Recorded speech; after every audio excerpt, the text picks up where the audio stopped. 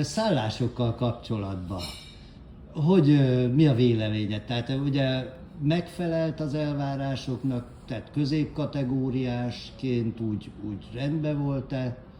Jók voltak a szállások, hát kicsit hűvösebbek, mint otthon, tehát ugye arra fel kell készülni, hogy azért nem azt a meleget kapja az ember.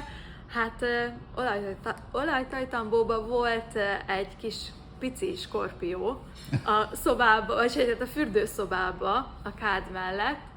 Hát ott azért anya egy kicsit elgondolkodott a dolgokon, egy kicsit megijedt, hogy mi van, hogyha még több is lesz, de nem volt több, ez az egy volt a szobában csak. De a skorpióért nem számítottam föl felárat, úgyhogy az állatkerti kaland azért.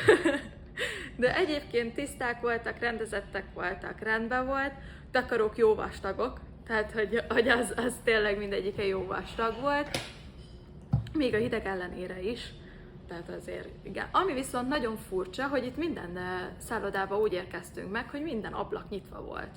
Tehát hogy nyitva vannak az ablakok, mikor megérkezik, és amikor éjszaka érkeztünk meg, hát eléggé lehűlt a szoba,